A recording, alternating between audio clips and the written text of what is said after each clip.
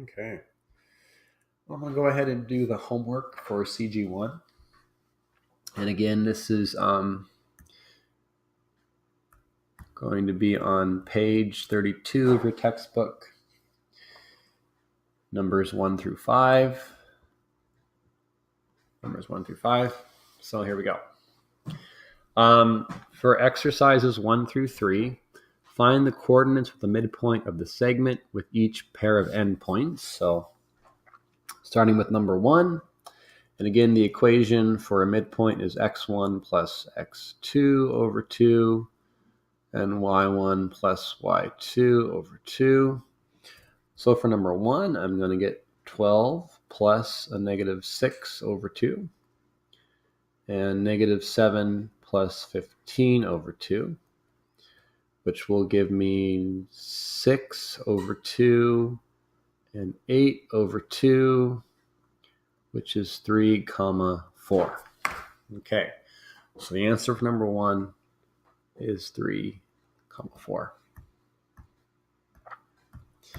Okay, let's go ahead and erase that.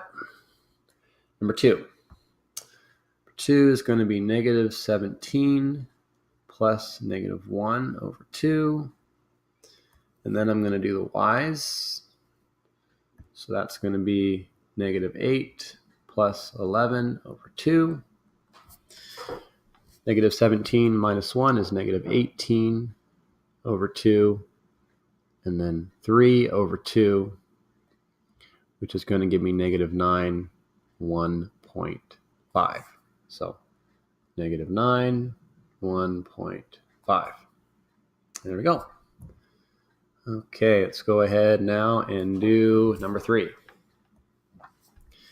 So again, number 3, you're going to have your x1 and your x2, and if you want, you can label it above, x1, x2, y1, y2.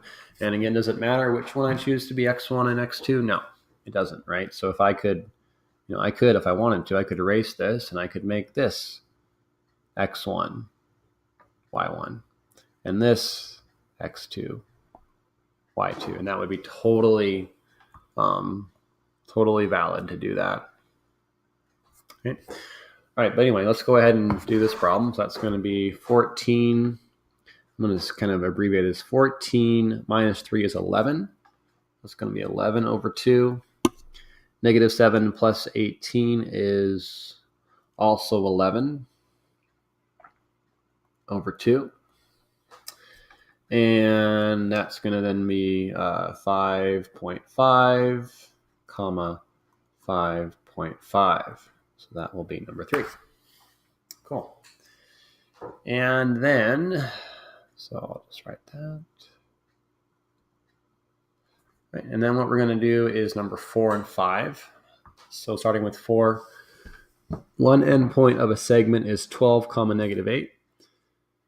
The midpoint is 3, 18. Find the coordinates of the other endpoint. So this is going to involve a little bit of algebra, right? Because basically what we're saying is one of the points is 12, negative 8. The other point, we'll call it x2, y2. We don't know what it is, but we do know the midpoint.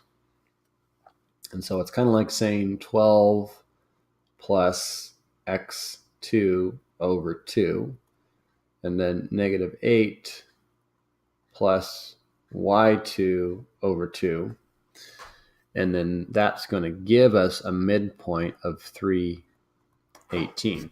So that means that 12 plus x2 over 2 is going to equal 3, and negative 8 plus y2 over 2 will equal 18.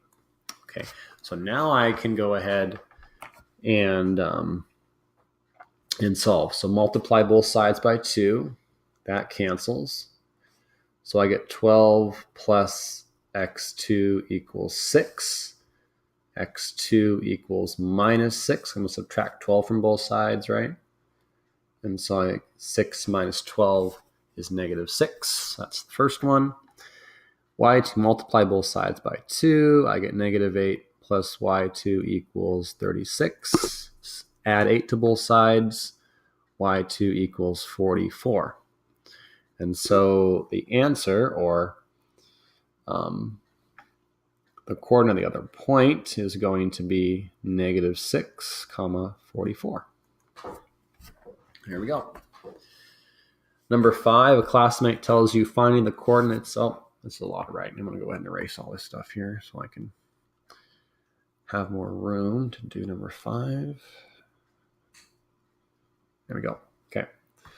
A classmate tells you finding the coordinates of the midpoint is easy. You just find the averages. Is there any truth to it? Explain what your classmate means. Well, yes, there is. Because really you're finding the average of the x coordinates and the average of the y coordinate, right?